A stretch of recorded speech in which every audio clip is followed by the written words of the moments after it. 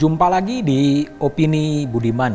Barada Richard Eliezer sepertinya telah menjelma menjadi simbol kejujuran, simbol keberanian untuk mengungkap kejujuran, mengungkap sebuah peristiwa apa adanya. Vonis hakim 18 bulan penjara memang punya dilema moral.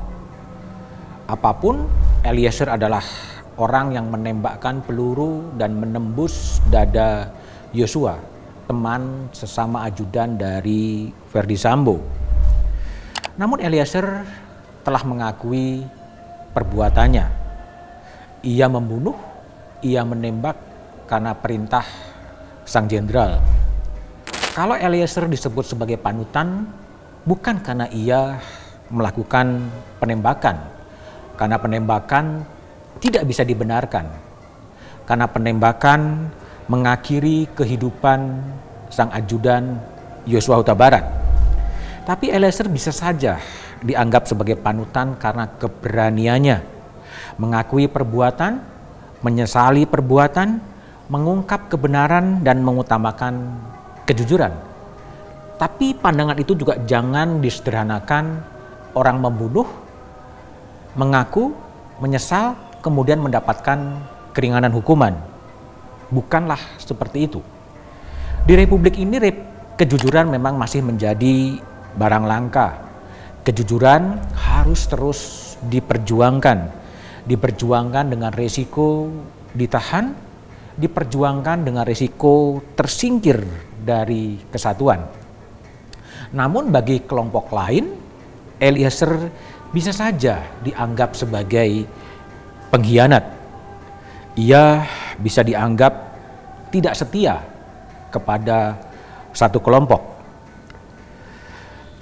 Tapi tanpa keterbukaan dan kejujuran Eliezer, sidang ini tentunya tidak akan bisa berlangsung dan tidak pernah akan ada sidang ini. Disinilah dilema moral yang dihadapi oleh Eliezer. Bersetia pada perintah atasan dan kejujuran untuk mengungkap berbagai penyimpangan yang ada. Dilema antara kesetiaan dan kejujuran. Biarlah dilema moral itu diperdebatkan. Yang jadi pertanyaan sekarang adalah, kemana Eliezer setelah vonis 18 bulan dijatuhkan? Eliezer ditahan sejak 3 Agustus 2022. Jika putusan itu telah mempunyai kekuatan hukum tetap, artinya ada ruang bagi Eliezer bisa bebas pada 3 Februari 2024. Tetapi sangat tergantung kepada jaksa.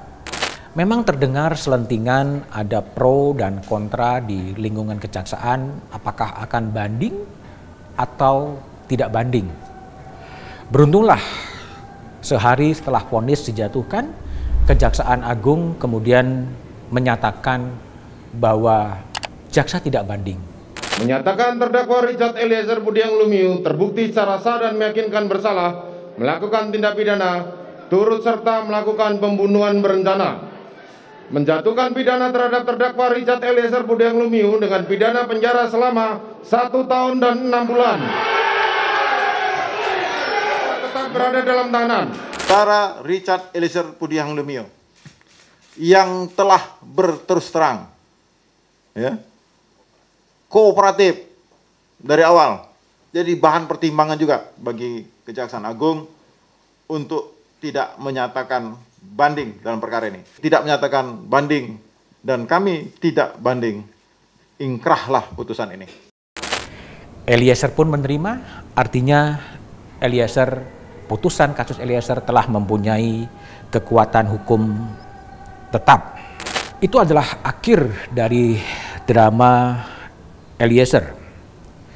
Pihak keluarga Eliezer menaruh sebuah harapan agar Eliezer bisa kembali ke kesatuannya.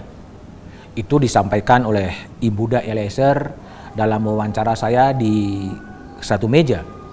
Kepala Divisi Humas Mabes Polri Irjen Dedi Prasetyo mendengar aspirasi dari keluarga Eliezer untuk kembalinya Eliezer ke anggota kepolisian.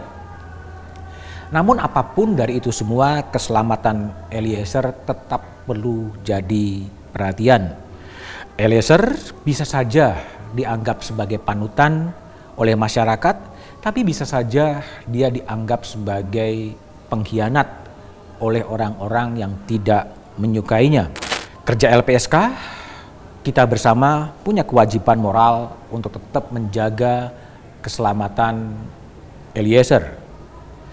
Kini dan saat ini kejujuran Eliezer dimenangkan, tapi entah untuk besok. Tapi yang pasti dan abadi, kejujuran Eliezer adalah pelajaran sekaligus warisan bagi bangsa ini. Dan semoga saja ini bukan sebuah fatamorgana dan kita harus bisa mengambil pelajaran dari skandal yang menghebohkan secara nasional.